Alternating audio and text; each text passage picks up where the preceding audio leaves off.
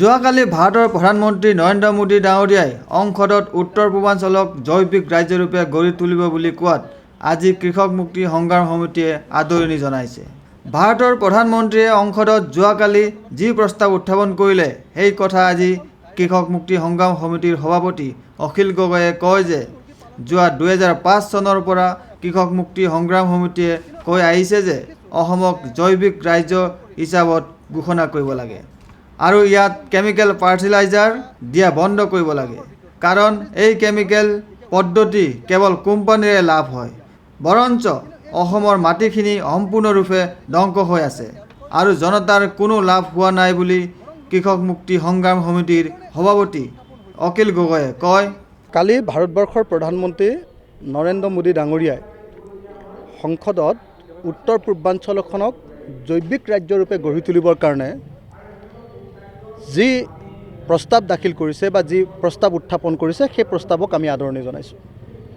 2005 চনৰ পৰা কৃষক মুক্তি সংগ্ৰাম সমিতিয়ে কৈ আহিছিল যে অসমক জৈৱিক ৰাজ্যৰূপে ঘোষণা কৰিব লাগে আৰু ইয়াত কেমিকেল ফাৰ্টিলাইজাৰ দিয়া গোটেই পদ্ধতিটো নাইকিয়া কৰি দিব লাগে, কাৰণ কেমিকেল ফাৰ্টিলাইজাৰৰ জৰিয়তে আমাৰ মাটি সম্পূৰ্ণৰূপে ধ্বংস হৈ গৈছে আৰু ইয়াৰ জৰিয়তে কেৱল কোম্পানীৰ লাভ হৈছে, আমাৰ জনতাৰ লাভ হোৱা নাই। অথচ আমি সকলোৱে জানো যে অসমখন বাই ডিফল্ট উই আৰ অৰ্গেনিক। অসমৰ সকলো মানুহে সদায় অৰ্গেনিক খেতি কৰি আহিছিল, কিন্তু এতিয়া কোম্পানীবিলাকৰ লাভৰ স্বাৰ্থত আৰু আমাৰ এগ্ৰিকালচাৰ ডিপাৰ্টমেণ্টটোৰ হস্তক্ষেপত, আমাৰ এগ্ৰিকালচাৰ ডিপাৰ্টমেণ্টটোৰ উদ্যোগত কোম্পানীবিলাকক লাভ কৰাবৰ কাৰণে আমি দেখিবলৈ পাইছোঁ যে দুটা খেতি সাংঘাতিক ধৰণে কৰা হৈছে। এটা হ'ল কেমিকেল ফাৰ্টিলাইজাৰ দি কৰা খেতি আৰু আনটো হ'ল যে জেনেটিকেলি মডিফাইড খেতি কৰিবৰ কাৰণে যত্ন কৰা হৈছে বা হাইব্ৰিড খেতি কৰাবৰ কাৰণে যত্ন কৰা হৈছে।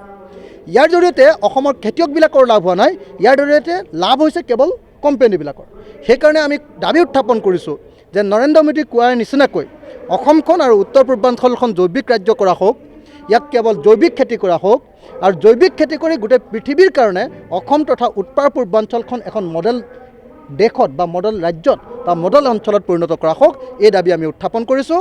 আৰু এই দাবী যাতে কাৰ্যকৰী কৰে তাৰ কাৰণে আমি নৰেন্দ্ৰ মোদী চৰকাৰৰ ওচৰত নিশ্চিতভাৱে মেমৰেণ্ডাম দাখিল কৰিম।